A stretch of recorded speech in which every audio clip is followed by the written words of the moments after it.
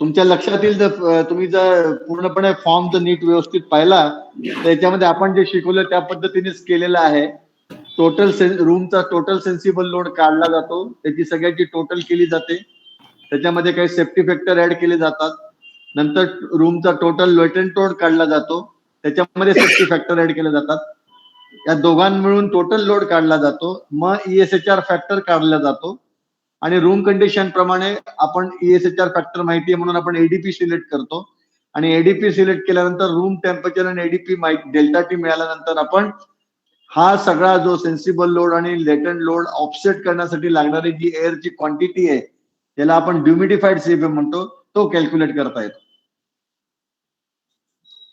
आणि हे झाल्यानंतर टोटल लोड सुद्धा काढता येतो आपल्याला याच्यात फॉर्म मध्ये. टोटल लोड म्हणजे काय, कॉईल रूम ह्युमिडिफाईड सीएफएम जे असतं ते रूम लोड हँडल करण्यासाठी असतं आणि कॉईलचा जो कॅपॅसिटी असते ते टोटल लोड जीटीएच आपण ज्याला ग्रँड टोटल हीट म्हणतो, ती ग्रँड टोटल हीट हँडल करण्यासाठी कॉईलची कॅपॅसिटी असते. त्याच्यावरनं चिल्ड वॉटर प्लांट किंवा डीएक्स प्लांट किंवा जो हाय साईडची जी सायझिंग आहे किंवा हाय साईडचं सिलेक्शन आहे ते टोटल जीटीएच वर अवलंबून असतं. हे आपण आता शिकलेलो आहे. तर आज आपण याचं प्रॅक्टिकल एक्झाम्पल म्हणून एक फॉर्म भरून घेणार आहे जो तुम्हाला पुढे याचा उपयोग होईल. बरोबर. आता ती जी रूम डिझाईन डाटा शीट आहे तुमच्या डोळ्यासमोर असेल ती ओपन करा.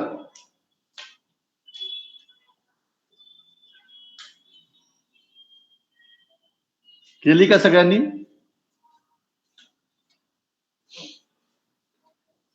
हो सर. आता आरडीएस मध्ये काय बोलायचं आपण? आता पहा आरडीएस मध्ये काय काय असतं. हॅलो,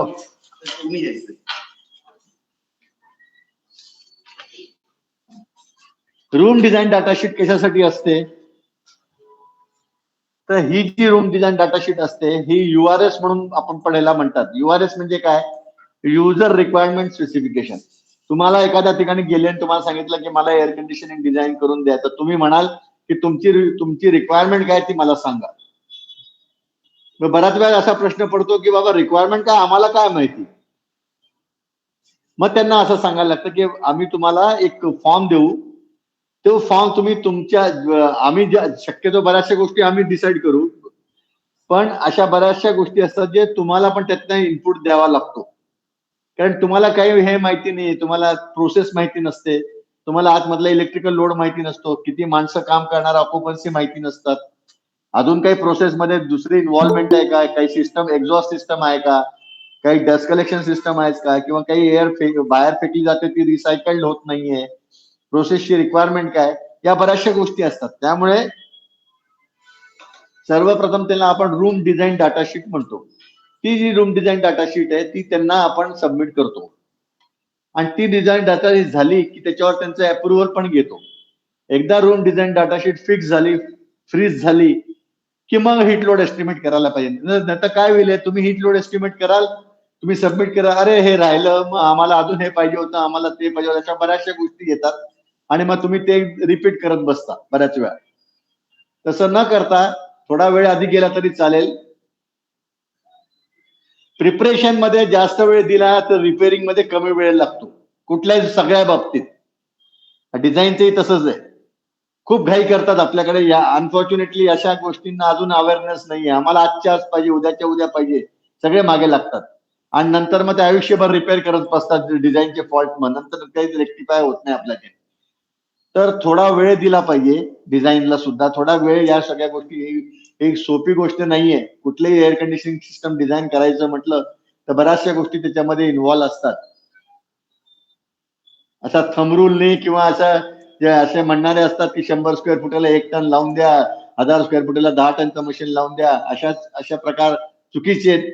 कृपा करून असं करू नका. डिझाईन आपलाच, तुम्ही आज हा कोर्स करताय, एवढं तुम्ही शिकलेला आहात, उद्या जर तुम्हाला कोणी सांगितलं सांगायचं प्रॉपर आम्ही हीट लोड काढू, प्रॉपर रिक्वायरमेंट द्या आणि मग प्रॉपर इक्विपमेंट सिलेक्ट करू. थंब रूलने जाऊ नका. थंब रूलने गेल्यानंतर तुम्ही त्या माणसाचंच नाही नुकसान करता, ते पर्यायाने देशाचं पण नुकसान करताय. तर लक्षात ठेवा, ही गोष्ट खूप महत्वाची आहे. So coming back to the room design data sheet. ही रूम डिझाईन डाटा शीट मध्ये काय काय असतं? सर्वात पहिला जो room design sheet data sheet असते म्हणजे त्याच्यामध्ये एक तर प्रत्येक फ्लोअर वाईज तुम्ही त्याचं करू शकता.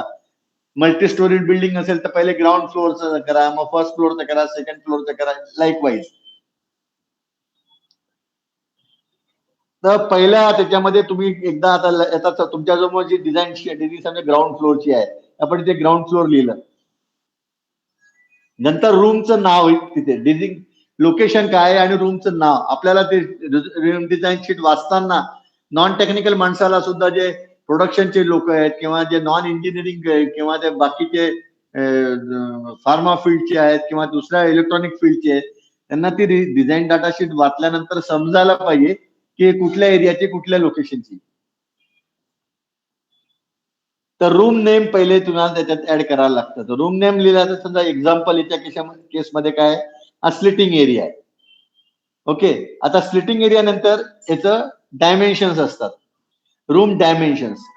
तर रूम डायमेन्शन्स म्हणजे काय झालं, एक लेंथ आली, विड्थ आली आणि लेंथ आणि विड्थ मिळाल्यानंतर आपण एरिया काढतो. आता समजा या केसमध्ये तुम्ही पाहिलं की 130.5 फीट आहे लेंथ आहे आणि 44.6 फीट विड्थ आहे. तर याचा एरिया आला 5823.3 square foot area. Length and width multiply केल्यानंतर जो मिळतो तो आपण स्क्वेअर फूट एरिया. नंतर तिसरं डायमेन्शन, चौथं डायमेन्शन आहे हाईट. हाईट आहे 11.2 feet. Area into height multiply केल्यानंतर आपल्याला काय मिळतं, त्या एरिया त्या लोकेशनचं व्हॉल्यूम मिळतं 64,941.5. हा तुम्हाला काय झाला, व्हॉल्यूम झाला. म्हणजे काय, लेंथ झाली, विड्थ झाली, हाईट झाली आणि व्हॉल्यूम. या का लागतात या गोष्टी, तर फॉर्म भरताना तुमच्या लक्षात येईल या सगळ्या गोष्टींची काय गरज आहे. ओके, आता व्हॉल्यूम केल्यानंतर पुढची एक्शन असते एरिया लोड. ओके, आता एरियामध्ये कसं असतं, इक्विपमेंट लोड.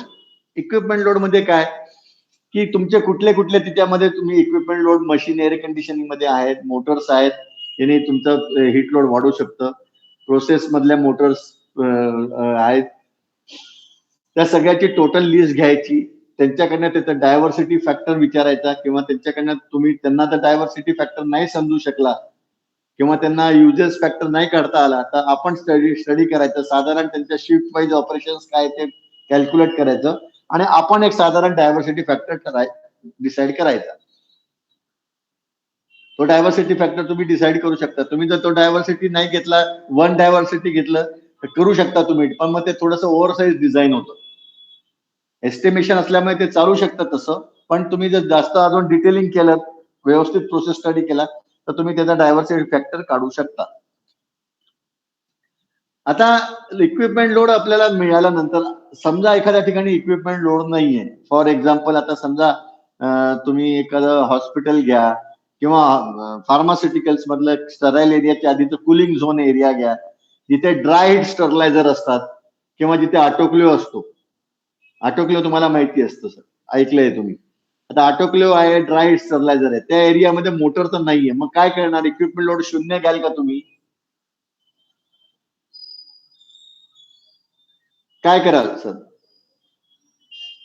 सचिन ऋषिकेश आनंद कापसे, मला तर तो थोडंसं इंटरेक्टिव्ह सांगा. जर तिथे मोटर नाहीये तर इक्विपमेंट लोड शून्य धराल का अशा केसमध्ये? आपलं पर्पज काय आहे, आपण इक्विपमेंट लोड का घेतो अल्टिमेटली, कारण इक्विपमेंट लोड मुळे हीट जनरेट, शेवटी आपल्याला फायनली काय करायचंय, हीट रिमूव्ह करायची. तर मोटरमुळे, इक्विपमेंटमुळे जी हीट जनरेट होती ती रिमूव्ह करायची. तर हीट कुठल्याही प्रकारने हीट जनरेट होत असेल तर तो लोड आपल्याला घ्यायला पाहिजे. मग ती मोटरमुळे येऊ की दुसऱ्या कुठल्या पद्धतीने येऊ.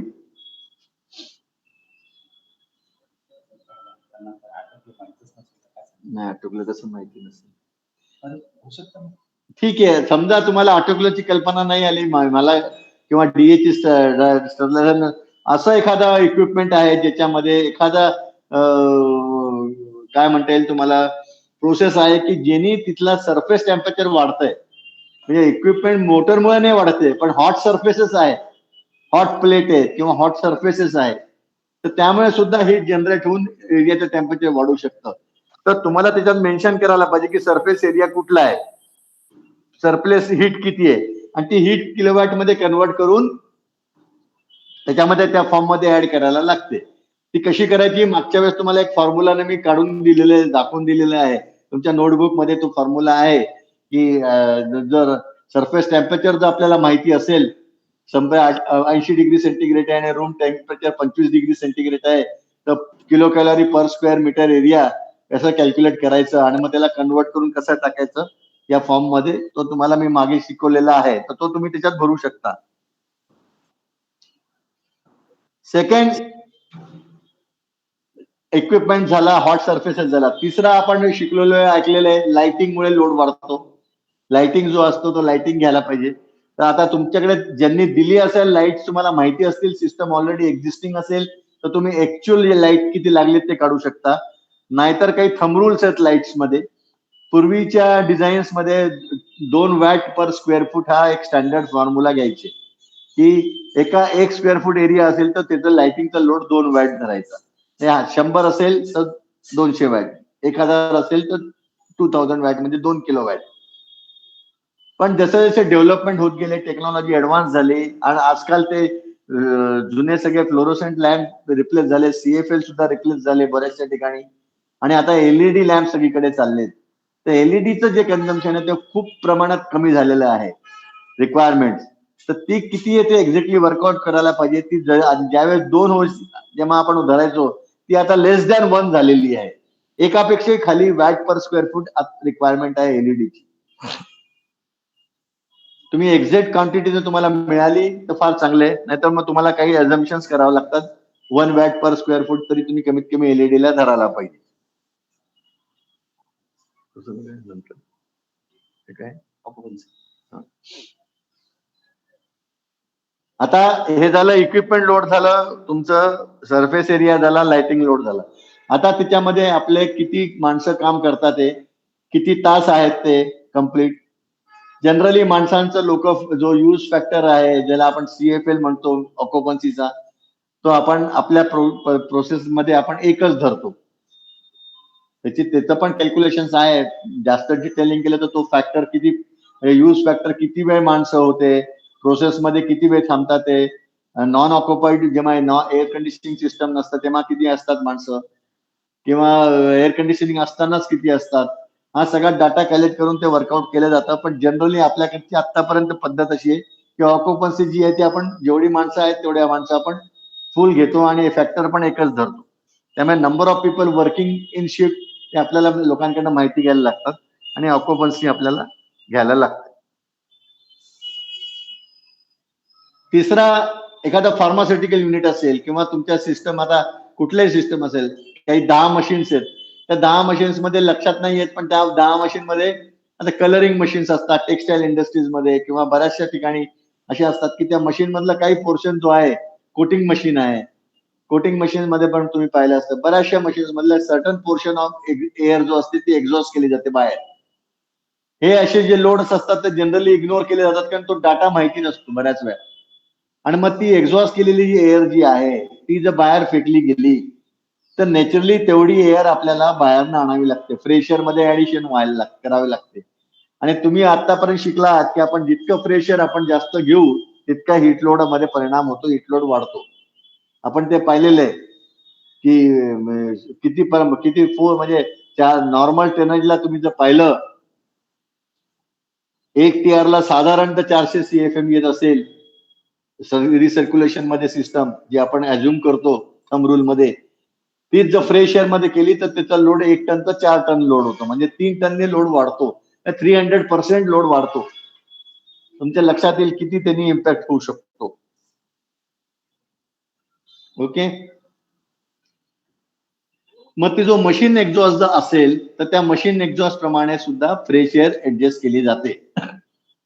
नंतरचं रिक्वायरमेंट आहे फ्रेश एअर एस्टिमेशन. आता फ्रेश एअर एस्टिमेशन मध्ये पण सुद्धा बरंचसं कन्फ्युजन आहे.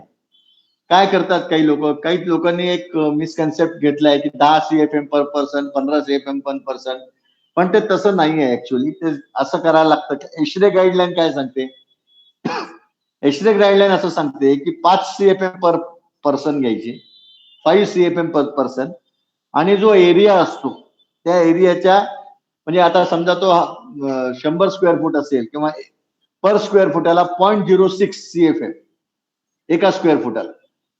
हे 100 स्क्वेअर फुटाला जो आला तर तो 6 CFM लाईक दॅट.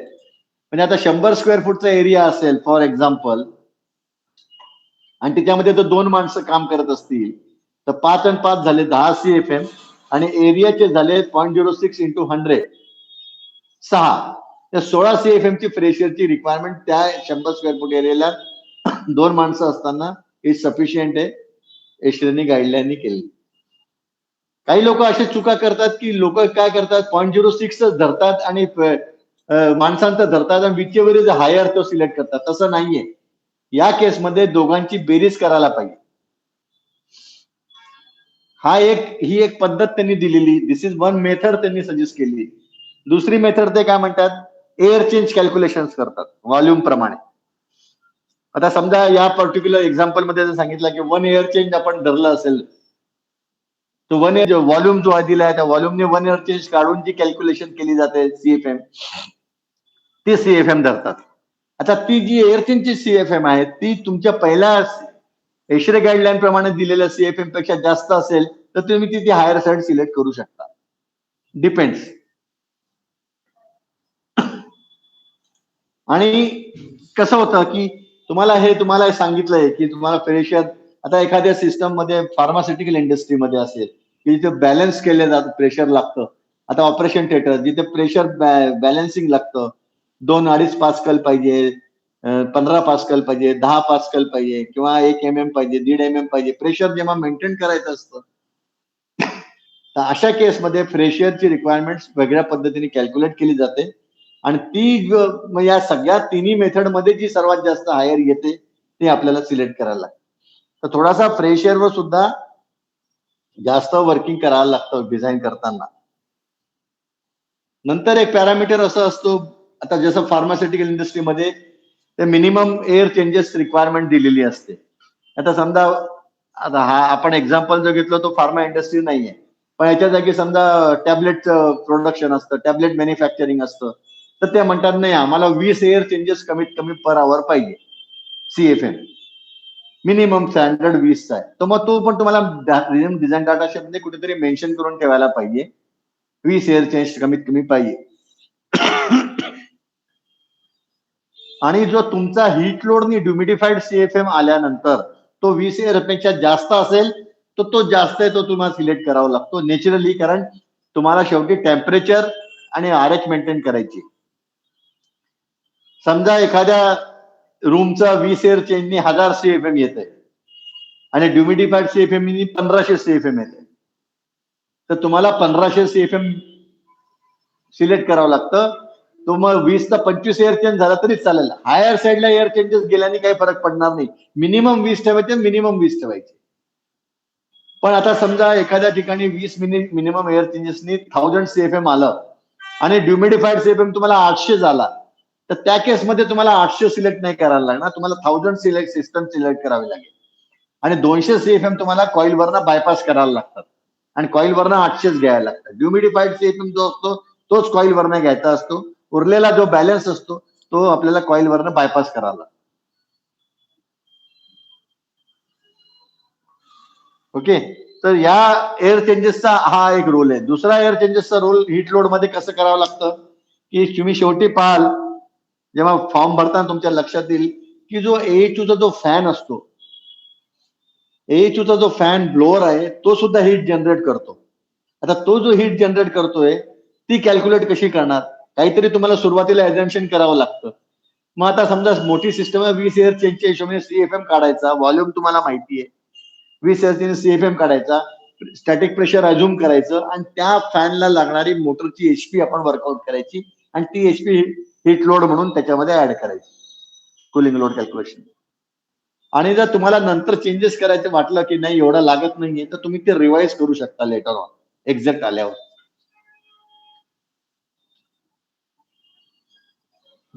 नेक्स्ट काय नेक्स्ट जो कॉलम आहे तो आहे टेम्परेचर आणि ह्युमिडिटी. रिक्वायर्ड टेम्परेचर किती आहे ते मेन्शन करायचं.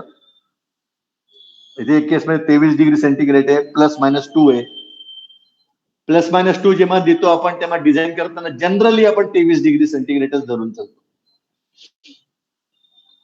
RH सुद्धा आपण म्हणतो ±5. आता 45 ±5 आहे तर 40 ते 50 झाली रेंज, पण डिझाईन करताना ती 45 नी रेंज डिझाईन करतो.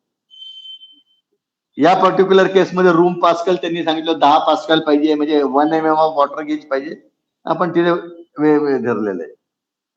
इथे इन्फिल्ट्रेशन एक्सफिल्ट्रेशन काही नाहीये. इन्फिल्ट्रेशन एक्सफिल्ट्रेशन म्हणजे काय? इनफिल्ट्रेशन मध्ये एअर कंडिशन सिस्टम मध्ये आतमधनं बाहेर न येणारी जी हवा असते त्याला इन्फिल्ट्रेशन म्हणतात, आणि आतनं बाहेर जाणारी जी हवा आहे त्याला एक्सफिल्ट्रेशन म्हणतात.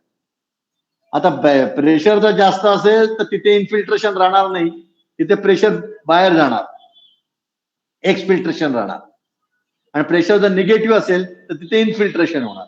पण या केसमध्ये दोन्ही 0-0 आहेत, इथे आपण कन्सिडर केलं नाही.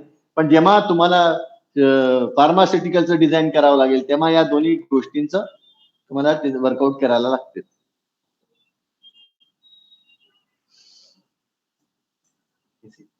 आता या लिकेजेस म्हणजे या प्रेशर बॅलन्सिंग वरनं किंवा याच्यावरनं आपण लिकेजेस करून टोटल प्रेशरची रिक्वायरमेंट डिसाईड करतो. ती आपली एकदा प्रेशरची रिक्वायरमेंट झाली की मग आपण कॅल्क्युलेशनला पुढे सुरुवात करतो. त्याच्यानंतरचे जे कॉलम्स आहेत ते कॅल्क्युलेटेड आहेत. पुढे आपण डिझाईन केल्यानंतर जे काही येतील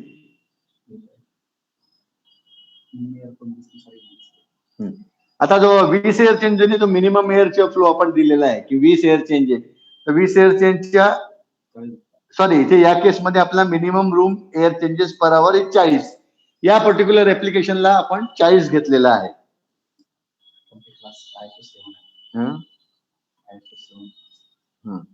कारण हे स्टँडर्ड क्लीन रूम स्टँडर्ड प्रमाणे ISO 7 होतं, म्हणजे क्लास 1000 ची रिक्वायरमेंट होती, क्लास 10,000 ची. क्लास 10,000 ची रिक्वायरमेंट असल्यामुळे इथे 40 एअर चेंजेस धरलेले आहे. 40 एअर चेंजेसने याचा मिनिमम फ्लो रेट जो येतोय तो 43,294 CFM. तो एक कॅल्क्युलेटेड आहे. ऍक्च्युअल काय येणार आहे ते आपण आता कॅल्क्युलेट जेव्हा करू तेव्हा आपल्या लक्षात या गोष्टी येतील. पुढच्या ज्या गोष्टी आहेत त्या कॅल्क्युलेटेड आलेल्या आहेत, त्यानंतर आपण त्याच्यावर हे करू. तर या रूम डिझाईन डाटाशीट मध्ये तुमच्या कोणाच्या सगळ्यांच्या लक्षात आलंय काही प्रॉब्लेम काही असतील, डाऊट असतील तर तुम्ही डिस्कस करायचं पुढे आपण before we start working on this. नाही सर. क्लिअर आहे? सर एक विचारायचं होतं. विचार. होते सर. हा ऐकलं आवाज. आता सगळ्यांची ओळखतो मी आवाज. बोला. हा सर, अँबिएंट टेम्परेचर जो कंडिशन वरती दिलेला आहे हा ते ऍज पर लोकेशन असं फिक्स असतं का ते? कुठलं? वरती दिलेलं ना अँबिएंट कंडिशन DBT 104. हो फिक्स असतं, म्हणजे ते अझ्युम करावं लागतं. फिक्स म्हणजे आपण आता एक्झाम्पल साठी फिक्स केलेलं आहे इथे, पण आपल्याला त्याच्यामध्ये सुद्धा थोडा डाटा डिटेल स्टडी करायला लागतं. वर्षभरातच डाटा, आता नाशिकचं कंडिशन तुमच्याकडे अवेलेबल नाही आपल्याकडे, मग आपण काय करतो पुण्याच्या कंडिशन जातो डिझाईन करतो. ओके. आता पुण्याच्या कंडिशन मध्ये आता कसं असतं, आता समर मध्ये जो सर्वात जास्त टेम्परेचर जिथे येतं, आता नाशिकमध्ये 104 आपण या याने जर डिझाईन केलं ते मॅक्सिमम कन्सिडर केलेलं आहे, म्हणजे याच्यावर वर्स्ट कंडिशन नसतं नाशिकमध्ये. Sir hello sir. बोला. हा वेदर कंडिशन्स ऍश्रेम मीडियावरनं मिळू शकतात सर? हो. म्हणजे नाशिकची हवा असेल तर नाशिकवर आहे त्याचं? नाशिकच्या आम्हाला दिसलं, तुला मिळालेत का नाशिकच्या? नाशिकचं आहे खरं. एक मिनिट. नाही आम्हाला तरी दिसलं नाही आजपर्यंत. एक सेकंड सर. असेल तर पाठवून द्या आम्हाला. त्या पुस्तकात नाहीये, हँडबुक्स मध्ये नाहीये.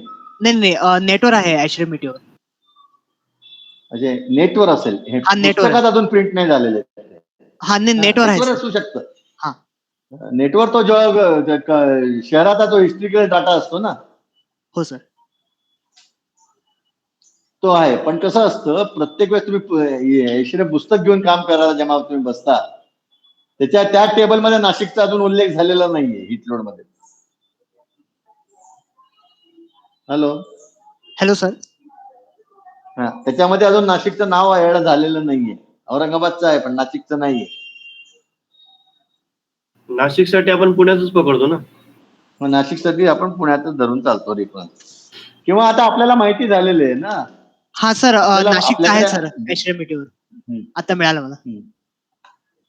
हा. ठीक आहे. काय दाखवतोय एचआरएम मॅन्युअल मध्ये नाशिकचं? म्हणजे ऍडिशनल डेटा दाखवते, म्हणजे कोल्डेस्ट मंथ, हॉटेस्ट मंथ, त्यानंतर ह्युमिडिफिकेशन, कोल्डेस्ट मंथ, सगळा डेटा दाखवते ऍडिशनल सगळं. Precipitation, wind. ठीक आहे, मग त्यानंतर त्याच्यावर नाही रेफरन्स घेता येईल. नाशिकचा डाटा असेल तर त्याच्यावर नाही रेफरन्स घेता येईल. हो काही सर. तसा प्रॉब्लेम नाही. हा. पण हे ज्या एम्बिएंट कंडिशन्स या 3 मार्क करा, आपण करतो जनरली.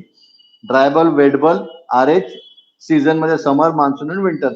आपण करून रेकॉर्ड साठी या तिन्ही गोष्टीचा ठेवतो. ओके. सर एक इनफिलचं जे तुम्ही आता सांगितलं ना सर, हम्म. जर पॉझिटिव्ह प्रेशर जर असेल तर इनफिलचं कन्सिडर करावं लागतं ना. नाही, एक्सपेक्टेशन ना. हा.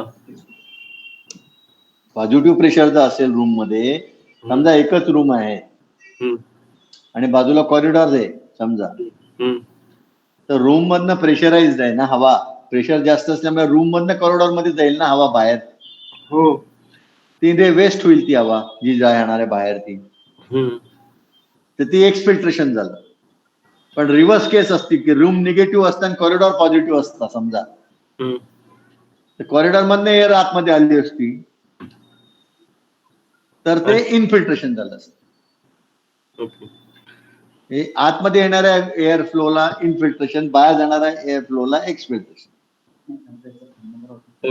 रूम पासून 10 मध्ये पॉझिटिव्ह होत आहे, एक्सपेक्टेशन व्हायला पाहिजे होतं. पण इथे कसं बाजूला पण एक रूम आहे, त्यातनं रूम मध्ये याच्यात येतो आणि याच्यातनं बाहेर जातो, त्यामुळे टोटल नेट लिकेज 0 आहे. अच्छा, तू या रूम डिझाईन डाटा शीट वरनं म्हणून विचारतोय की दुसऱ्या पद्धती? तुझं असं म्हणणं आहे की इथे 10 रूम डिझाईन डाटा शीट वरनं विचारतोय की तू जनरल प्रश्न होता? नाही, हा जनरलच प्रश्न होता. माझा एक रिक्वायरमेंट अशी होती माझ्याकडे की एक रूम आहे आणि त्याच्यामध्ये आपल्याला मध्ये जे असतं लोक थांबलेले, पण त्यांना आपल्याला बाहेरून एक पॉझिटिव्ह प्रेशर द्यायचं होतं. तर ते किती प्रमाणात द्यायला पाहिजे, हा. काय कन्सिडर करता येईल त्याला? मग त्याचा एक्झॅक्ट डाटा जर आणला ना आपण, तर त्याचं एक सॅम्पल म्हणून तो जो घेऊन आला तर इथे आपण डिझाईन करून टाकू पुढच्या वेळेस. किंवा आता एक डाटा आणायला लागेल आपल्याला या फॉर्मॅटमध्ये. रूम डिझाईन डाटा शीट मध्ये आणला ना समजा, तो हे डिटेल्स आहे, ही रिक्वायरमेंट्स आहे, तर आपण ती ट्रायल बेसिसवर इथे लोकांसमोर एक एक्झाम्पल घेऊन डिझाईन करून देऊ. मी व्हॉट्सअपला शेअर करतो लगेच.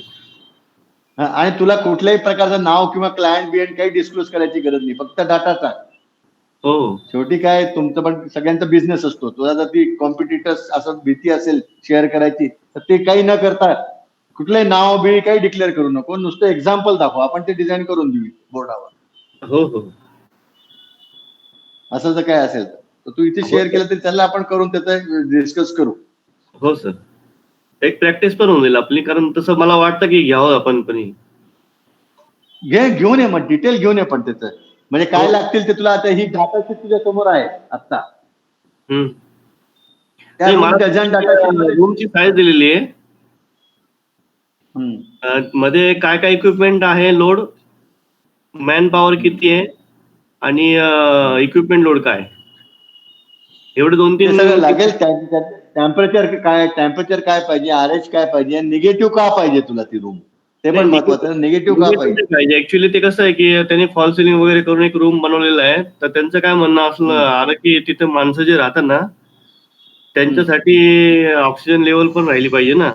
त्यासाठी मग बाहेरून आपल्याला फ्रेश एअर द्यायची आहे आणि दरवाजाजवळ जे काही कर्टन असेल पीव्हीसीचं, त्याच्यातनं तो प्रेशर तिकडे रिलीज होईल बाहेर, असं त्याचं म्हणणं आलं. तर ते तसं कन्सिडर केलेलं चांगलं का अजून त्याला एक्झॉस्ट करण्यासाठी बाहेर सिस्टम म्हणजे काहीतरी करावं लागेल? तसं प्रेशर देऊन तुम्हाला रिलीज करता येईल, पण जी फ्रेश एअर देणार आहे त्याला ट्रीटमेंट लागेल ना. त्या फ्रेश एअरने तुमचं रूमचं टेम्परेचर कंडिशन डिस्टर्ब होऊन जातील. जी काही ऑक्सिजन लागणार आहे लोकांना, असं नाही, तिथे जी काही माणसं आतमध्ये आहे त्यांचा ऑक्सिजन लेवल मेंटेन करण्यासाठी फ्रेश एअरची गरज लागेल. आणि जेव्हा हम्म. फ्रेश एअर लागेल, हम्म. जेव्हा ती फ्रेश एअर लागेल तेव्हा त्या फ्रेश एअरमुळे जो लोड निर्माण होणार आहे सिस्टमचा, तो लोड हम्म. तुम्हाला हँडल करता आला पाहिजे ना. त्या लोडने काय, तो लोड हँडल झाला तरच टेम्परेचर कमी जास्त तुम्हाला मेंटेन होईल, जी डिझाईन येते, नाही तर नाही होणार ते, है ना. अच्छा, टेम्परेचरचा काही इश्यू नाही ना, पण टेम्परेचर त्यांना नकोच आहे त्यांना काही, तर म्हणजे आहे ते बाहेर जे टेम्परेचर राहील तेच त्यांना तिथे राहील असं म्हणायचं. हा, मग काय प्रश्न नाही. मग व्हेंटिलेशनचा भाग झाला, तो एअर कंडिशनिंगचा भाग नाही झाला, नुसतं व्हेंटिलेशनचा झाला. एक्झॅक्टली. हा, मग मेंटेन करता येईल ना प्रेशर. तुम्ही डाटा घेऊन या, आपण किती CFM लागतं, काय लागतं काढून देऊ, वर्कआउट करून देऊया. हो सर, मी थोडा वेळ शेअर करतो. हा, ठीक आहे. Thank you sir. अजून कोणाला काही प्रश्न आहे की आपण आता तो फॉर्म भरायचा याच्यात जायचं सरळ? Hello sir. हा, सर आता एक क्वेश्चन होता की आपल्याला जर आता सर कोल्ड स्टोरेज जर असेल डिझाईन करायचं तर ही शीट वापरावी लागते का त्याच्या वेळेला आपण त्यावेळेला? ही शीट वापरू शकता.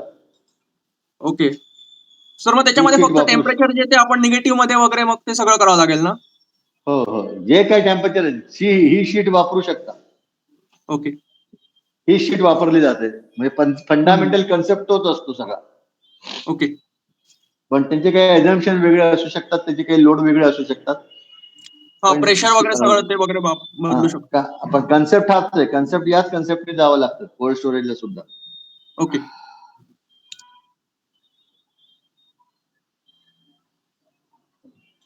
ओके,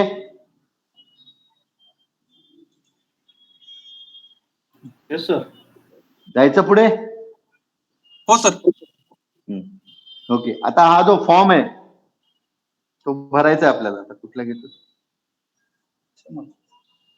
एरिया आता यांना भरायला सांगत जायचं, ते भरतील का? हा? आता हा फॉर्म ओपन करा. समर कंडिशन आपण करतो, एक्झाम्पल आपण समर कंडिशन मध्ये घेऊ.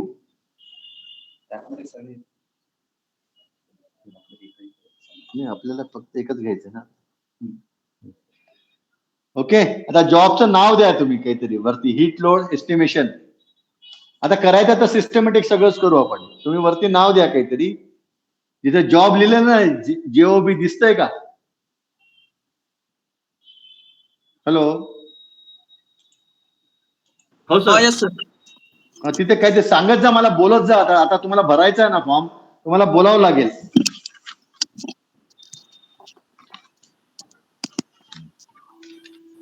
काय लिहिता नाव? हीट लोड फॉर ऑफिस, काय हीट लोड फॉर फॅक्टरी, काहीतरी टाका तिथे. Heat load for plant room टाका. चला, काय टाकलं? ऑफिस. हा yes sir. Heat load for plant room टाकलं. हो सर. आता बाजूला राईट साइडला हीट लोड कॅल्क्युलेशन्स मध्ये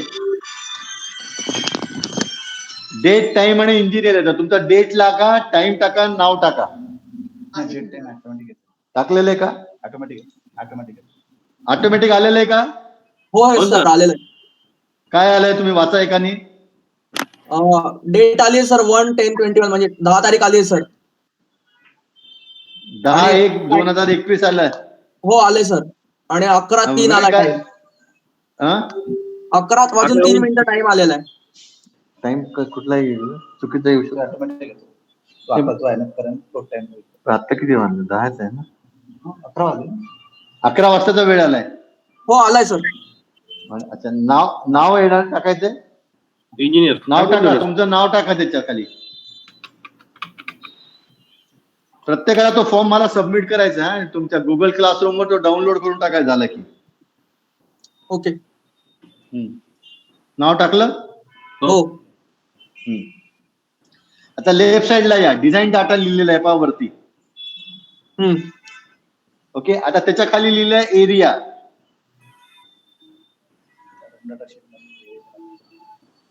एरिया समोर काय टाकाल तुम्ही आता? रूम डाटा शीट मध्ये काय दिलाय एरिया? 5823.3 square feet. आता तुम्ही 5824 राऊंड अप करून टाका. 5824.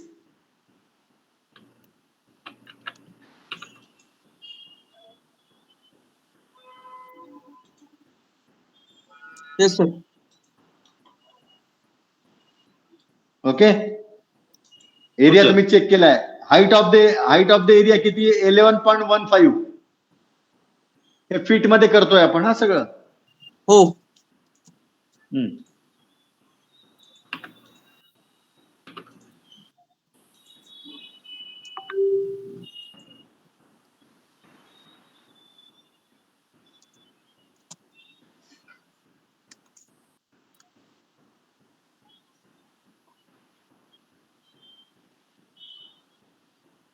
झालं का? हो सर. नेक्स्ट सांगा तुम्ही. सर नेक्स्ट लाइटिंग काय? हा, लाइटिंग आहे वॅट्स पर स्क्वेअर फूट. किती घ्याल तुम्ही लाइटिंग आता इथे? त्यांनी लाइटिंग लोड दिलाय सर आपण डिझाईन शीट मध्ये आपण घेतलेला आहे त्याला हे करून घ्यावं लागेल.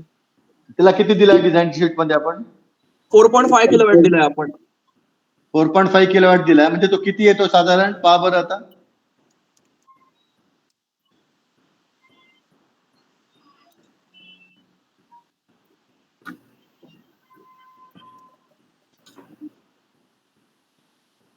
का घेतलाय रे? 4490 वॅट मध्ये 1 वॅट जर घेतला तर तो 5824 होईल ना स्क्वेअर फुटनी. दिलेला होता दिलेला 4 नाही तर मग इथे चेंज होईल का तो? डायरेक्ट नाही मग हा राहू द्यायचा का? 1 जे अजम्पशन मध्ये राहू नाही 1 टाकायला सांगायचं का? त्याने खाली काही फरक नाही पडत. ठीक आहे. आता तुम्ही वरती तो लाइटिंग मध्ये अझम्पशन मध्ये 1 ठेवा. ओके. आता fresh air change as per air change. आपल्याला number of fresh air change 1 पाहिजे. हे अझ्युम करतोय आपण 1. तर 1 टाका तिथे.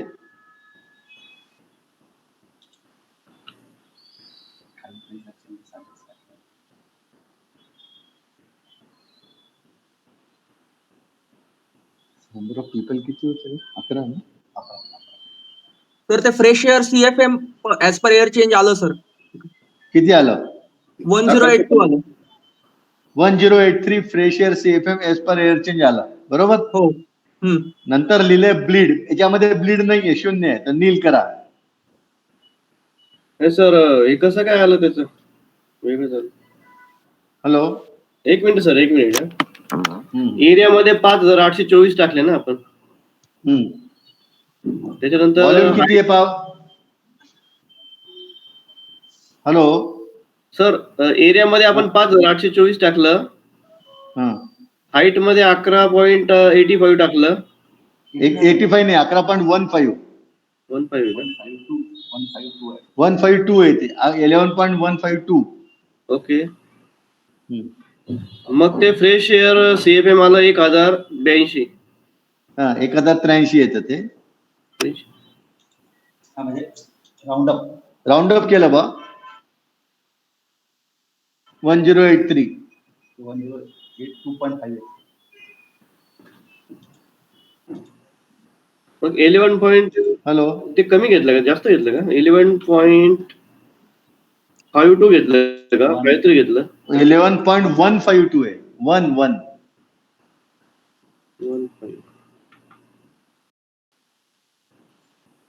हा आलं सर.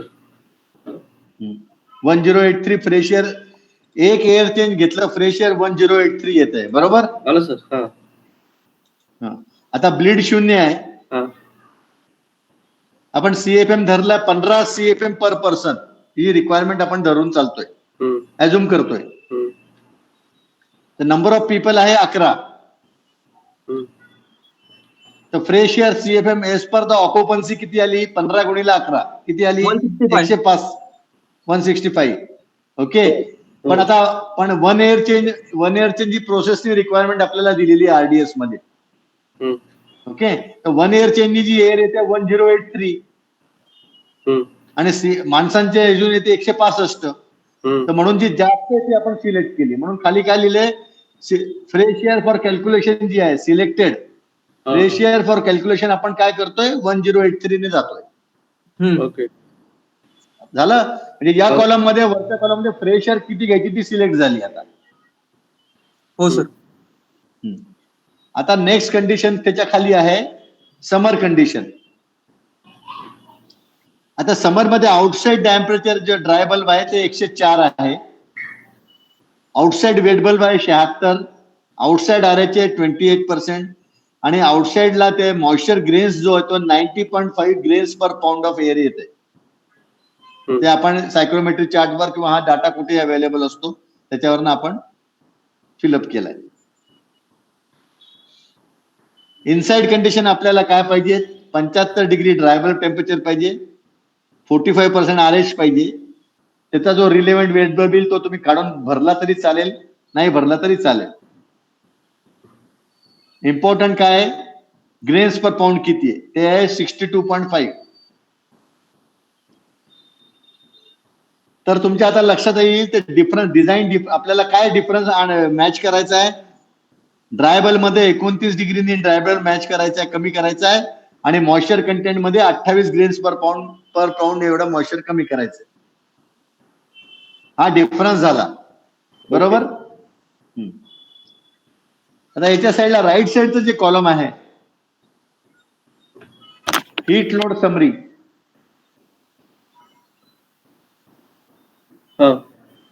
यातले पहिले 2 पॅरामीटर आहेत ते कॅल्क्युलेट केल्यानंतर येणार त्यात ऑटोमॅटिक, आता नाही येणार. ग्रँड टोटल हीट आणि ड्युमिडिफाईड एअर सीएफएम हा नंतरचा भाग आहे.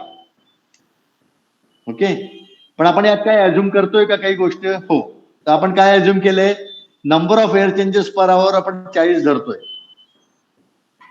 तो 40 फिगर करायची तिथे. Number of air changes per hour आपण 40 अज्युम केलंय.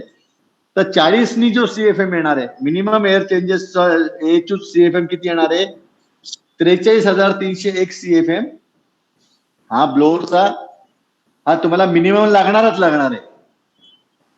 याच्यापेक्षा जास्त लागू शकतो, याच्यापेक्षा कमी लागणार चालणार नाही. करेक्ट. Yes sir. हा आता याचं प्रेशर जे आहे ते आपण 5 इंच वॉटर गेज प्रेशर आपण अज्युम केलंय.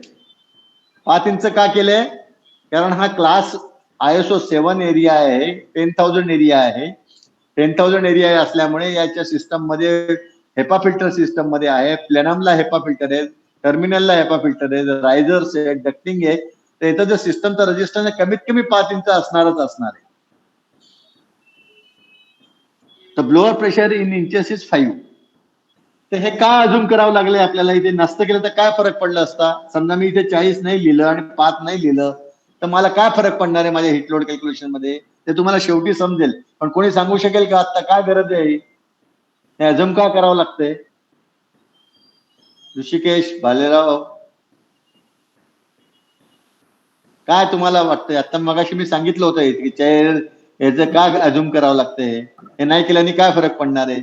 सर हे एस्टिमेट काढायला एचओ मोटर हिट गेन साठी, एचओ मोटर हिट गेन साठी एस्टिमेट काढायला. सचिन बोलला ना. हो हो. हा करेक्ट. हे एअरच्या ब्लोअरचं एस्टिमेट काढण्यासाठी आपण घेतलंय. आता याच्यामध्ये 2 गोष्टी आहेत, परत एकदा मी रिपीट करतो.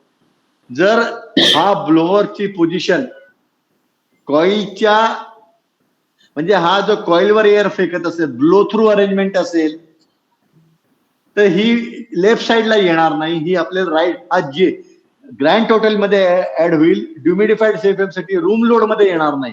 पण हा ब्लोअर कॉइलच्या नंतर असेल म्हणजे कॉइलवरनं सक करत असेल एअर, कॉइलवरनं ते सक करणारा एअर असेल तर हा जो ब्लोअर गेन आहे आपण रूम मध्ये ऍड करावं लागतं आपल्याला रूम सेन्सिबल मध्ये. आपण इथे आपण हा येथे त्याला ड्रॉ थ्रू अरेंजमेंट म्हणतात आणि ब्लो थ्रू अरेंजमेंट म्हणतात. तर आपण आता ड्रॉ थ्रू अरेंजमेंटच करतोय त्यामुळे आपल्याला हा लोड घ्यावा लागणार आहे. आणि म्हणून आपण याच्यात तुम्ही जेव्हा खाली आपण जाऊ शीट्सला संपेल तेव्हा तुमच्या लक्षात येईल. सचिनने एकदम करेक्ट सांगितलंय की हे जर मी अज्युम केलं नाही आता 40 एअर चेंजेस अज्युम नाही केले आणि प्रेशर जर अज्युम नाही केले तर मला ब्लोअर हिट गेन काढताच येणार नाही. पण ब्लोअर हिट गेन काढलं तर गरजेचं आहे. तो वेदर तो ह्युमिडिफाईड सीएफएम साठी रूम लोड म्हणून काढा किंवा ग्रँड टोटल लोड तर कमी होणार नाहीये सिस्टमचा, फक्त कॉइलवरचा लोड तो फिक्स आहे. रूमचा लोड कमी होऊ शकतो पण कॉइलवरचा लोड तो फिक्सच आहे, म्हणून तो घेणं गरजेचं आहे. काही डाऊट असेल तर अजूनही विचारा. नेक्स्ट सुरुवात जी होते कॉलम मध्ये लेफ्ट साइडला या परत आता इथे सन गेन आहे. पहिला जो कॉलम आहे तो सन गेनचा आहे. आता सन गेन म्हणजे काय की सोलर गेन ग्लासचा आहे. पहिला जो कॉलम आहे तो ग्लासचा आहे. आपण सगळं स्टडी केलेलं आहे, सगळ्यांना माहिती आपल्याला की आपण सोलर फॅक्टर काय असतो, BTU per hour per square foot, किती त्याचा डायरेक्शननी काय फरक पडतो काय आपण सगळं स्टडी केलेलं आहे. आणि त्याला नंतर एक ओव्हरऑल फॅक्टर आपण इकडे आता सध्या तो फॅक्टर 1च घेतलेला आहे, पण तो फॅक्टर आहे तो डबल ग्लास घेतला तर कमी होतो, कलर टेंटेड घेतला तर कमी होतो, डिफरंट कलर असेल तर कमी होतो, व्हेनेशियन ब्लाइंड टाकला तर कमी होतो ऑब्विसली. पण आता आपण कॅल्क्युलेशनच्या पूर्ण मर्यादित आपण तो फॅक्टर 1च ठेवलेला आहे. तर आता तुमच्या लक्षात साऊथ मध्ये आणि वेस्ट मध्ये क्लास आहे, त्याची साईज आहे 2 मीटर बाय 1 मीटर. हे तुम्ही घेतलं नाही ना, आरडीएस मध्ये आहे. आता आरडीएस मध्ये त्या गोष्टी टाकायला पाहिजे पण त्या टाकल्या नव्हत्या. आता त्याच्यासाठी तुम्हाला सांगतो, आपल्या केसमध्ये कसं आहे की साऊथ साइडला 22 स्क्वेअर फूटची ग्लास आहे आणि वेस्ट साइडला 22 स्क्वेअर फूटची ग्लास आहे. तर तुम्ही ते ऍड करा आणि पहा बरं किती लोड येतोय तुमचा. साऊथ साइडला 22 स्क्वेअर फूट आणि वेस्ट साइडला 22 स्क्वेअर फूट. बाकीचे पॅरामीटर्स तिथे ऑलरेडी प्रिंटेड आहेत ते तुमच्या शीटवर.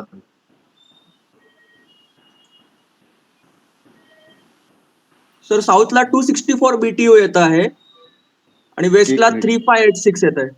हा, मग साऊथला 264 BTU पर आवर येईल आणि वेस्टला 3586 आलं. आलं का सगळ्यांचं बाकीचं? नाही आलं सर. कसं काय केलं? त्यांना काय एरियामध्ये टाकायची फिगर 22 आणि 22. कुणाचं नाही आलं? कापसे तुझं नाही आलं का? हो सर.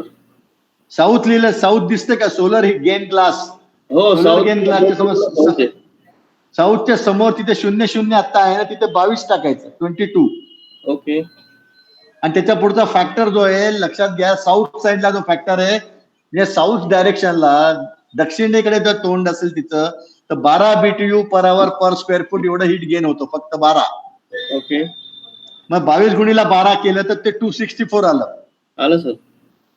आणि तेच वेस्ट साइडला आपण तुम्ही लक्षात घ्या, एका ठिकाणी साऊथ दक्षिणेला 12 आहे तर वेस्ट साइडला पश्चिमेला 163 आहे. ओके.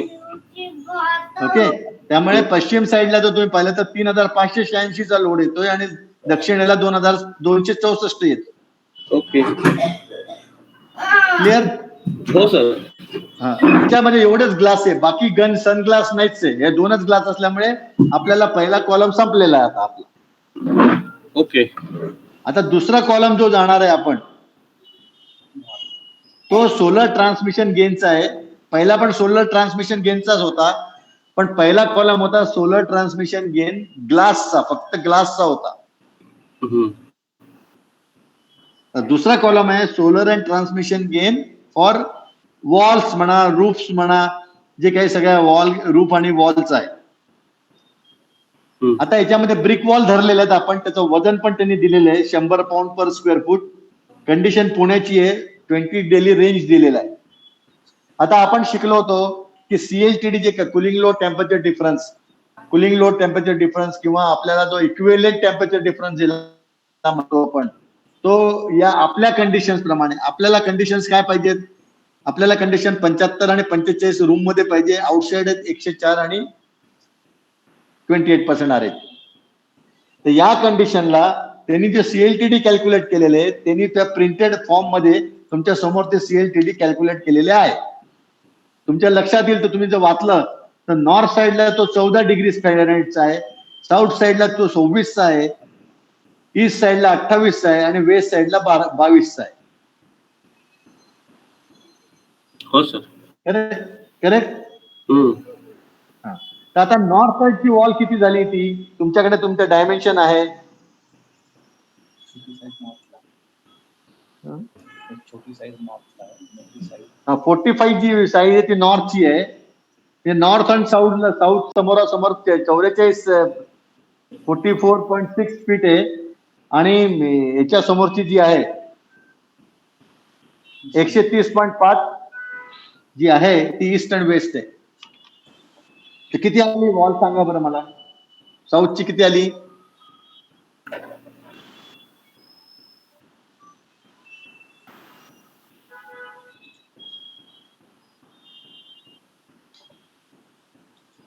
.0 ची बरोबर आहे का रे 0.3 करायला पाहिजे ना ते पॅनलिंगचं 0.03 आहे का पॅनल आहे इथे नको सांगाल ना पॅनलिंगचं 0.3 करून काय फरक पडेल का नाही ना? हा पटकन ना हो. काय नाही आपल्या त्याच्यात काय केलं तरी चालेल ना त्यांनी हो शेवटी काय तिकडे जे येणार ते फिगर मग ते तुझ्यासमोर तुलाही करावं लागेल त्यांना 0.03 सांगू करायला त्यांना जाऊ दे हॅलो हॅलो. 0.3 किती आलं सर नॉर्थचं 18 आलं बीटीओ पर आवर. नाही बीटी वर नका जाऊ तुम्हाला मी तुम्हाला यू फॅक्टर कुठे दिलाय मी ते सर त्या फॅक्टर वर नका जाऊ आता सर 0.03 आहे ना सर इथे फॅक्टर. तो नका घेऊ आता तुम्ही तो सोडून तुमचा Okay. नॉर्थ वॉल सांगा तुम्ही एकदम पुढे नका जाऊ मला एरिया सांगा आता पहिले हा हा. किती आला एरिया नॉर्थचा एरिया किती आला ते सांगा ना एक सेकंड. 5,798 आला का? नाही रे नॉर्थ आता वॉलचा एरिया काढायचा आपल्याला रूमचा नाही बर. आता चारी देशाला 4 वॉल झाल्या की नाही नॉर्थ राईट. अच्छा ओके. 130 गुणिले एक मिनिट 130 गुणीला 11 आणि 44 गुणीला 11 जे काय असेल ते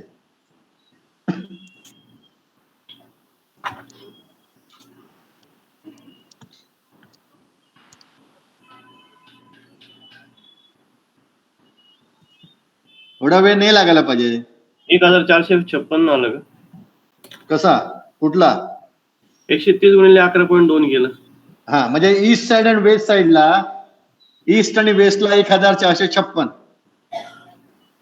हे नॉर्थला आलं. नॉर्थला कसं येईल नॉर्थचा मी तुम्हाला सांगितलं नॉर्थ नॉर्थला 44.498 आलंय का नॉर्थला. आहे नॉर्थ इज 498 साऊथ इज 498 बरोबर सर. कापसे हो सर. बरोबर आलं का नॉर्थ आणि साऊथ हो मी चुकीचं धरलं होतं करतो आता बरोबर. लिहून घ्या आता जास्त आपल्याला वेळ नाही तर फार वेळ जाईल आपला 498 north is 498 south is 498 okay. East is 1456 4, 5, 6. आणि वेस्ट इज 1456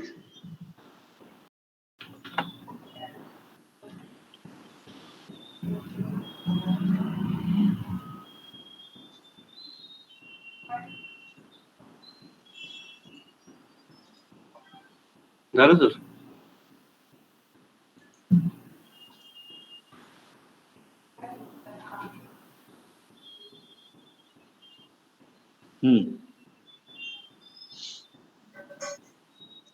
ओके नाव आता तुमच्या समोर वरच्या नॉर्थला 14 CLTD आहे साऊथला 26 आहे ईस्टला 28 आहे आणि वेस्टला 22 आहे हे कॅल्क्युलेट आपण जे एक्झाम्पल घेतले होते त्याची कॅल्क्युलेट केलं तर असंच तुम्हाला फिगर मिळतील या हे सॉफ्टवेअर मध्ये यांनी ऑलरेडी कॅल्क्युलेट करून ठेवलेले कसे केले तुम्हाला माहिती आता राहिला फक्त आपला हिट फॅक्टर आता हे काय आहे हे 0.03 का घेतलेले आहे तिथे कारण ह्यांनी सँडविच पॅनल इन्सुलेटेड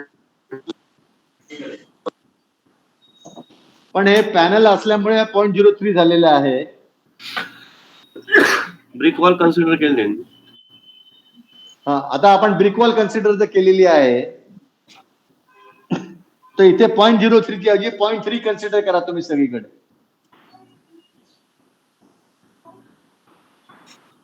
चारही ठिकाणी 0.3 0.3 0.3 करा.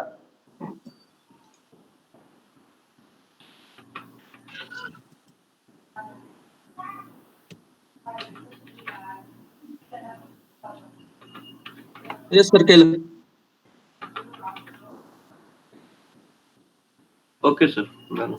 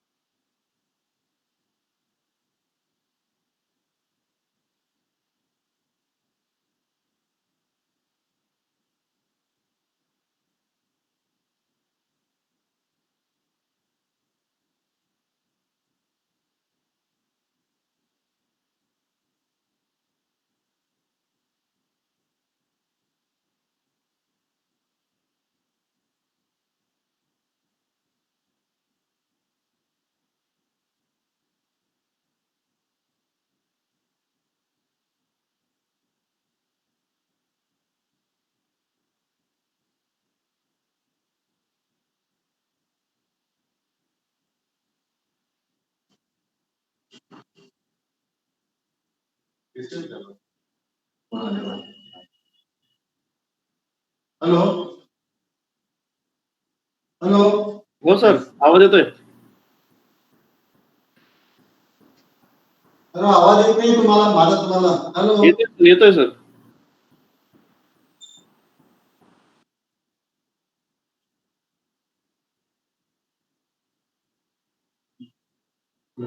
Hello please. ऐकू येते का? डिस्कनेक्ट करून. हो सर, ऐकू येत आहे. उत्तरच देत नाही. मला समोर पुढे बोलतच नाही ना. आनंद भाई ऋषिकेश आवाज येतोय का? सचिन. तुमचा आवाज येतोय सर, आमचा आवाज येतोय का तुम्हाला?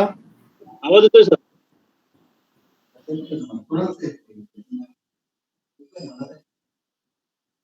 तुला नाही येते मला. तुला तेच सांगतो प्रॉब्लेम आहे.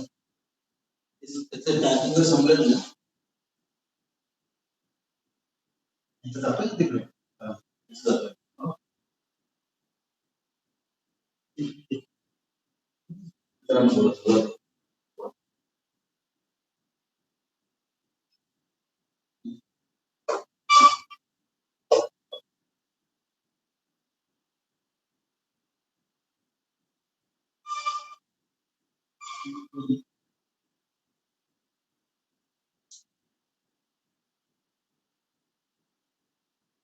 हॅलो हॅलो, हा आवाज काय येतोय? तुमचा आवाज येतोय सर, आमचा आवाज येतोय का तुम्हाला? आता आला. काय माहिती नाही काय झालंय. एनिवे ठीक आहे, तुमचं काय आलं? Hello hello, yes sir. तुम्ही सांगा ना नॉर्थ किती आलं? सर 2017 आलं नॉर्थ. 2017 पुढे साऊथ 3810 3810 ईस्ट 12012 12012 येस. नेक्स्ट आणि वेस्टचं आलं 9391. ओके चला. हॅलो,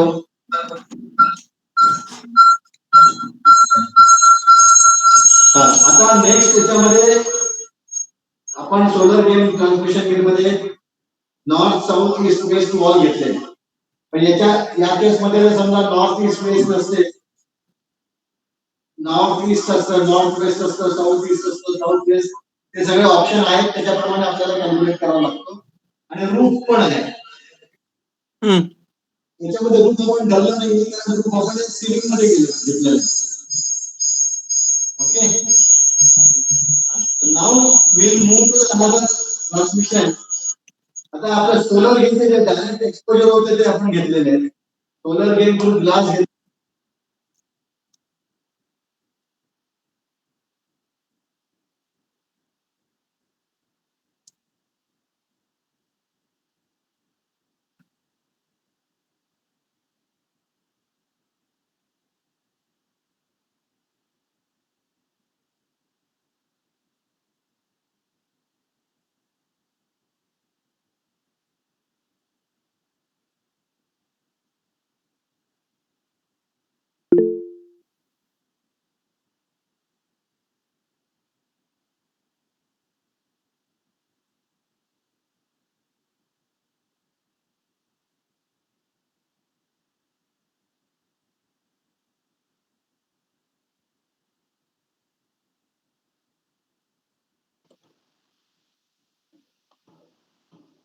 सर आवाज येत नाहीये sir.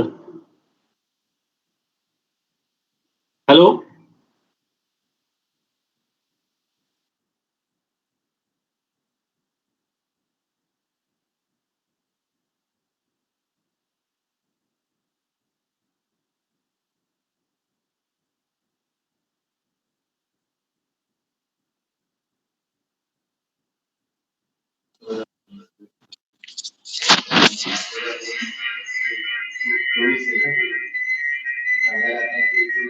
Hello hello hello,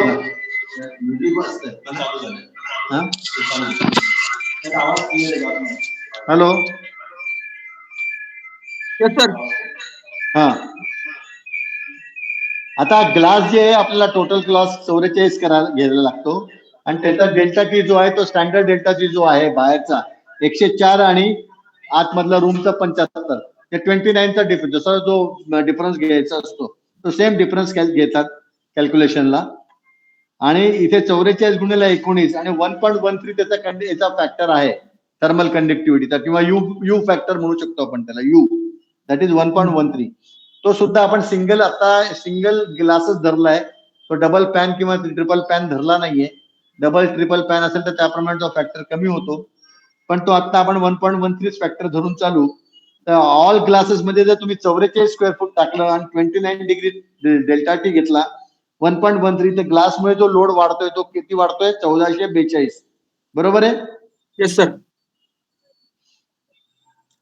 correct. आता याच्यामध्ये पार्टिशन हा लोड नाहीच आहे कुठे, त्यामुळे पार्टिशन लोड आपण धरतच नाहीये. आता राहिला सिलिंगचा प्रश्न. फॉल सिलिंग आहे, इथे स्लॅब नाहीये, इथे रूफ डायरेक्ट एक्सपोज नाहीये, फॉल सिलिंग आहे.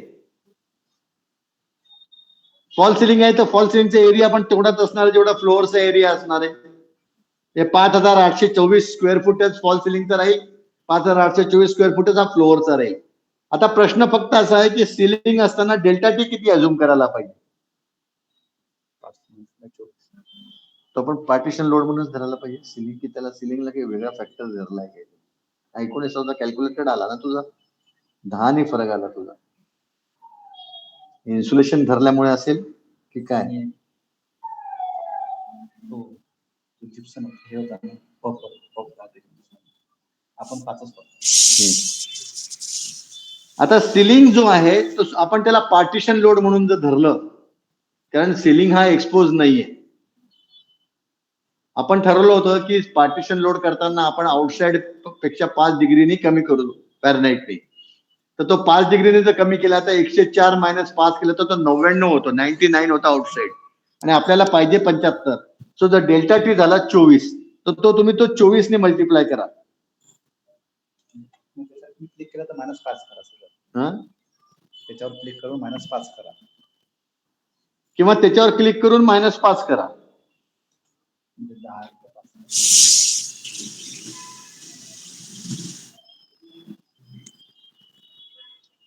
तर 24 घ्यायचा आहे ना? CLTD 19च्या जागी 24 येईल तो. हा. आणि हा जो सिलिंगचा जो फॅक्टर आहे तो तुम्ही 0.07 घ्या. हा इन्सुलेटेड पॅनल आहे, त्यामुळे त्याचा जो यू फॅक्टर आहे इन्सुलेशन असल्यामुळे, फायबर ग्लासचं इन्सुलेशन असल्यामुळे किंवा पपचं इन्सुलेशन असल्यामुळे तो फॅक्टर आपण रिड्यूस केलेला आहे. तर नसता केला, समजा इन्सुलेशन नसतं तर म्हणजे काय सिलिंगचा यू फॅक्टर जो काय आपण कॅल्क्युलेट करू तो आपल्याला घ्यावा लागला असता.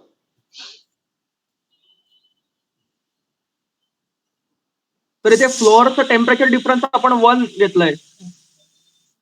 हा. आता ते कसं घेतलंय 1 फ्लोअर? तुमचं सिलिंगचं क्लिअर झालं का? हो येस सर. सिलिंग फ्लोअर बऱ्याच वेळा निग्लेक्टच केली जाते. मोस्ट ऑफ द केसेस मध्ये तुम्हाला पाहाल ते निग्लेक्ट केली जाते. आता इथे आपण का केलंय आपण की मी तुम्हाला मागे सांगितलं होतं की ज्यावेळेस तुमच्याकडे डाटा नसतो त्यावेळेस त्याचा तो जो वेटेबल टेम्परेचर असतं आउटसाइडचं, हा वेटेबल टेम्परेचर मायनस आपलं रूम टेम्परेचर, हे आपण तो फ्लोअरचा डिफरन्स घेतो. तर आता वेटेबल टेम्परेचर किती आउटसाइडचं इकडे? 76. -75. -75 किती झालं? 1. आणि यू फॅक्टर जो आहे तो 0.4 आहे त्याचा, वॉल असल्यामुळे, ब्रिक वॉल असल्यामुळे. तर तुमचा हा 5824 मल्टिप्लाइड बाय 1 मल्टिप्लाइड 0.4 हा आला 2230. बरोबर? हो सर. इथपर्यंत समजलं सगळ्यांना? क्लिअर आहे? Yes sir. नाव आता आपल्याला काढायचा नेक्स्ट लोड सेन्सिबल लोडचा. आतापर्यंत जे लोड काढतो आपण सगळे सेन्सिबल लोडच काढतोय. सगळीकडे टेम्परेचर डिफरन्स घेतोय म्हणून म्हणजे आपण सगळं सेन्सिबल लोडच काढतोय. Everywhere we are considering temperature difference. आता नेक्स्ट टेम्परेचर डिफरन्स कुठला आहे? जो फ्रेश एअर मुळे, जो बायपास फॅक्टर मुळे जो रूम मध्ये जाणार आहे, विच इज अनट्रीटेड, जे आपण इतक्या वेळा शिकलोय, समजलोय, तर त्यांनी जो अनट्रीटेड असणार आहे तो धरायचा आहे लोड. तर तो काय असू शकतो सेन्सिबल मध्ये? CFM किती आपलं फ्रेश एअरचं? 1083. डेल्टा टी किती आहे? 29. 104 - 75. बायपास फॅक्टर किती आहे? आपण तो अझ्युम करतोय इथे 0.1. हा सुद्धा अझ्युम करतोय आपण आता. हो. आणि मल्टिप्लाइड बाय 1.08. CFM म्हणून सेन्सिबल म्हणून. Sensible CFM multiplied by temperature difference multiplied by bypass factor multiplied by 1.02 तुम्हाला BTU पर आवर देणार सेन्सिबलचा 3390. Yes sir. करेक्ट आहे? हो सर. काही डाऊट आहे कोणाला? 91 होतं ना? नाही हा, 3083 होत असेल. 1083. 3391. हा ठीक आहे. आता ते काय एखाद इकडे तिकडे झाला तर राऊंड अप झाला असेल. ओके. आता नेक्स्ट इज याच्यामध्ये येतं इंटरनल सेन्सिबल लोड. रूम मधला जो सेन्सिबल लोड आहे तो आता बायपास पर्यंत एअरचे कॅल्क्युलेशन झाले आपले, सोलरचे झाले, ट्रान्समिशनचे झाले, अदर ट्रान्समिशन झाले, सोलर वॉल झाला, बायपास एअर झाला. आता next is internal load sensible load. Internal sensible load काय आहे? 11 माणसं आहे आपले, ऑक्युपन्सी 11 आहे, 245 BTU पर पर्सन. आपण ते BTU पर आवर पर पर्सन आपण सेन्सिबल लोड धरतोय. 11 गुणिले 245 किती झाले? 2695 या माणसांमुळे झाला. ओके. आणि अप्लायन्सेस आता किती धरलेत आपण किलोवॅट मध्ये? 88.3 कुठे काढले? 8.8 कुठून? किलोवॅट. इक्विपमेंट लोड आपण आरडी याच्यामध्ये किती धरलाय? 88.3 किलोवॅट. बरोबर. रूम डिझाईन डाटाशीट मध्ये आपण 88.3 किलोवॅटचा लोड धरलेला आहे. ओके. तो त्याला वॅट मध्ये कन्वर्ट केलं तर ते किती झालं? 88,300.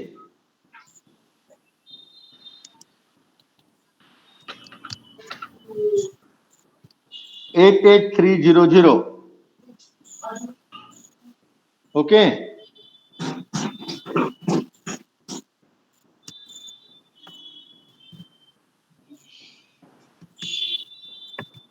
आपल्याला माहिती आहे की 1 वॅटला आपण जर 3.41 ने मल्टिप्लाय केलं तर आपल्याला डायरेक्ट BTU पर आवर मिळतो.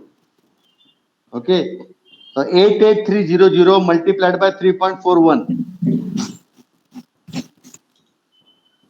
किती झालं? 301280 BTU पर आवर. बरोबर आलं का हे? हो सर. क्लिअर आहे? हो सर. 88.3 किलोवॅट म्हणजे 88,300 watt multiplied by 3.41 which will give you us 301280 BTU per hour. Extreme एंडला जे काही कॉलम आहे ते सगळे BTU पर आवरचे आहेत. आपण त्याची सगळी टोटल करणार आहे नंतर. हो सर. आता झाला लाईट्स आपण किती घेतले? 4,490 वॅट. ऍक्च्युली लाइटिंग लोड 4.49 आहे तो. ओके. 4.49 किलो वॅट आहे. त्यामुळे वॅट मध्ये किती आला? 4490.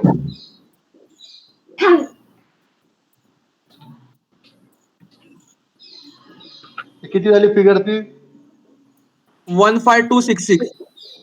3.41 करायचं. 3.4. 3.41 ने मल्टिप्लाय करायचं. 3.4 ने नका करू. 4490 मल्टिप्लाइड बाय 3.41 15320. 15311. उलट नको जाऊ. बरोबर. हो येस सर. जाईल आपला चांगला स्पीकर खराब होईल बाळा ते म्हणून. हॉट सरफेस काहीच नाहीये, आपण काही धरत नाहीये. तर सब टोटल किती आली प्रत्येकाची? सब टोटल 367,355.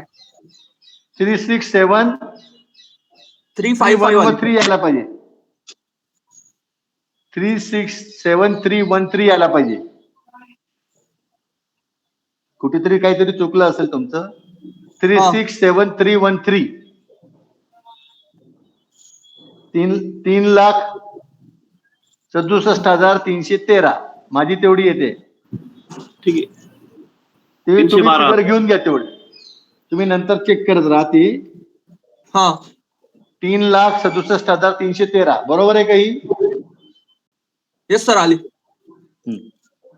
आता याच्यामध्ये आपल्याला काय करायचंय? आपल्याला काही सेफ्टी फॅक्टर ऍड करायचे. ते कुठले फॅक्टर ऍड करायचे? सेफ्टी डक्ट मध्ये काही लिकेजेस असतील, सर्टन लिकेजेस जे असतील डक्ट मधले लॉस जे होतात ते रिकव्हर करण्यासाठी आपल्याला काहीतरी सेफ्टी फॅक्टर ऍड करावा लागतो. तो सेफ्टी फॅक्टर 5% ऍड करायचा. किती झाले त्यांनी 5% ने ऍड केले तर? 18,366 आपल्याला सेफ्टी मार्जिन म्हणून ऍड केले आपण. बरोबर. हो सर. आणि आता नेक्स्ट खालचा जो आहे blower heat gain, blower motor gain. हा ब्लोअर मोटर गेन जो आहे तो 40 एअर चेंजच्या हिशोबाने 43,301 CFM 5 इंच स्टॅटिक प्रेशरला त्यांनी कॅल्क्युलेट करून त्यांनी तो तुम्हाला ब्लोअर मोटर गेन दिलाय, तो कन्वर्ट केलाय HP मध्ये. HP मधनं तो BTU मध्ये कन्वर्ट केला, तर तो येतो 1,75,132 BTU पर आवर. आणि त्याची टोटल केली सगळी खाली तर ती येते 5,60,810. तर 5,60,810 आपला हा total room sensible effective room sensible heat load जो झालाय तो झालाय 5,60,810. हो sir. Next coming to the right side column. आता आपण लेटेंट लोड काढणार. आपण रूम सेन्सिबल काढला, इफेक्टिव्ह रूम सेन्सिबल काढला. आता आपल्याला रूम लेटेंट लोड काढायचा आहे. सिमिलरली जो बायपास फ्रेश एअरच्यामुळे जो लोड येणार आहे 1083 CFM फ्रेश एअर, ग्रेनचा डिफरन्स आहे 28, बायपास फॅक्टर आहे 0.1 आणि तुमचा CFM कॅल्क्युलेशनचा फॅक्टर आहे 0.68. 1083 into 28 into 0.1 into 0.68 2060 BTU per hour आपल्याला लॅटेंट लोड मिळाला फ्रेश एअर बायपास झाल्यामुळे. आणि इंटरनल लॅटेंट लोड मिळतोय माणसं 11 असल्यामुळे त्याला आपण 205 अज्युम केलेलं आहे. 11 गुणिले 205 जर केलं तर 2255 2250 BTU पर आवर हा लेटेंट लोड माणसांमुळे झालेला आहे आणि एअरमुळे तो 2060 झालेला आहे. त्याची जर सब टोटल केली ती टोटल होते 4,315 BTU पर आवर. हा लेटेंट लोड झाला 4,315. आणि इथे सुद्धा आपल्याला 5% सेफ्टी मार्जिन घ्यायला पाहिजे. ती आपण घेतली, 5% लोड ऍड केला, तो झाला 216. तो जो लोड केला तर रूम लेटेंट हीट जो इफेक्टिव्ह रूम लेटेंट लोड झाला 4,531. आता हा 4,531 room effective room latent heat मध्ये effective room sensible heat add जर केला तर तो तुम्हाला टोटल रूमचा लोड देतो टोटल रूम हीट. तर टोटल रूम हीट किती झाली? 5,65,341 ही टोटल रूमचे लोड झाला. 5,65,341 ही आपल्याला टोटल रूमचा लोड झाला. ओके. आता कॉइलला एवढंच हँडल करायचं आहे का की अजून काही लोड राहिलाय आपला? तर आउटसाइड एअर. हा, आता आउटसाइड एअर हीट जो आहे जो बायपास झालेला आहे तो आपण घेतला, पण जो बायपास नाहीये तो त्या लोड कॉइलवर येणारच आहे. तर तो लोड कसा काढायचा? Same formula again. सेन्सिबल साठी तो 1083, त्याचा डिफरन्स आहे 29. बायपास फॅक्टर 1.1 तुम्ही घेतलेला आहे, तर आता 1 मायनस बायपास फॅक्टर येईल म्हणजे 0.9. 1.08 चा फॅक्टर 30,514 30514 हा सेन्सिबल लोड झाला आउटसाइड एअरचा. आणि सिमिलरली लेटेंट लोड झाला 1083.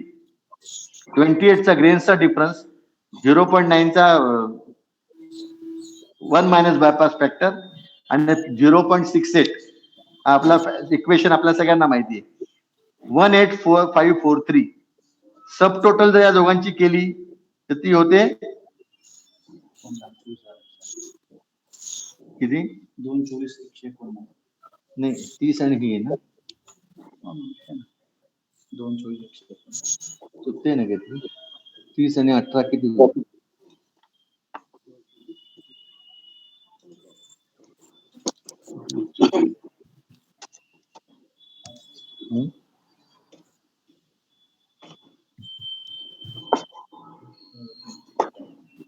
एक मिनिट, नुसतं लेटेंट थोडं नाही, सगळ्यांची लोड केली का तिने?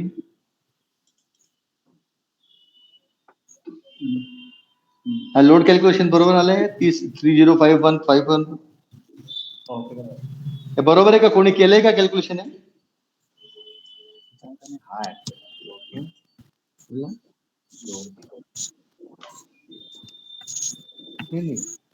30,540 आणि 18,500 ची टोटल करशील ना सब टोटल? 49,050.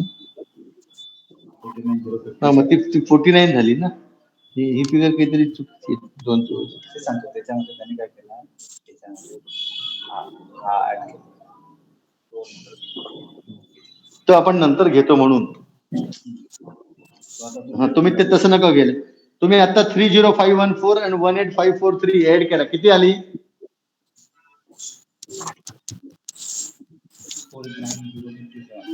सांगा मला कुणीतरी. सर ते 49057 येतंय. 49057 हे झाला आउटसाइडचा लोड. ओके. आणि रूमचा लोड तुम्ही मगाशी काढलेला आहे 5,65,000 किती? 565341. हा 56 याच्यामध्ये ते ऍड केलं तर टोटल लोड किती येईल तो काढा.